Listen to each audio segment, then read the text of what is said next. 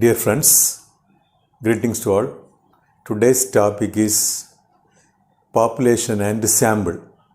This is in the 5th chapter named sample design of the subject business statistics. It is followed with introduction, collection of data, classification and tabulation, diagrammatic and graphical representation. The next one is sample design. Now let us see the meaning of first population. Population study is otherwise known as census study. When the researcher is selecting all the units of the study area, it is called population study. That is otherwise known as complete enumeration of the units in the study area. Suppose in a district, some say steel making units are 150, and the researcher has selected all the units and going to conduct the study by collecting the data. Then it is known as population study or census study. Then now let us see the different types of population. Population can be classified as finite population and infinite population. Second one is real population and hypothetical population. Then first one, that finite population, when all the units of the study area or the population can be counted, then it is known as that finite population. Suppose in a district there are 550 food making units, food processing units related to bakery. Then that it can be all 500 can be known. This is finite. Infinite population means when the population number could not be counted, then it is called infinite population. For example, that consumers in a shop or the star in the sky, are the passengers coming to a bus stand, all are infinite, uncountable. That is the infinite population. Then second one is real population and hypothetical population. Real population means when the units are all really exist. For example, students in a college, are the industrial units, people in a locality, all real. Whereas hypothetical means the units may not exist. For example, it is a hypothetical situation.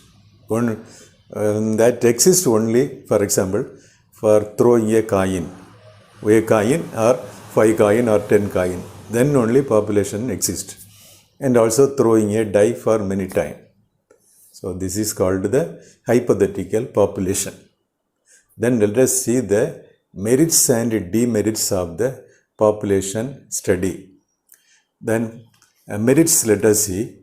First one is the characteristics of all the units can be studied in this method. That is advantage. Second one, result of the study will be more accurate since the researcher is conducting the study for all the units, then it would be accurate. Then third one is, it is suitable for all types of research. Then fourth one, it provides more information for further research, for good statistical analysis. Okay.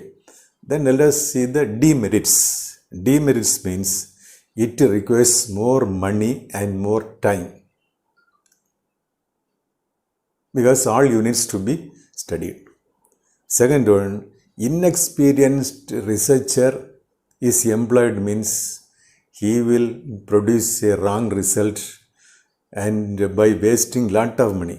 All the units to be selected and data to be collected is waste of money only. Then it is not, third one, it is not required for all types of research. Only a particular type of research only this study is required. Because infinite population, then there is no possibility of studying that one. That is consumer preference for a product. Then this type of study in the population study is not possible. Okay. Then next we can see that sample method.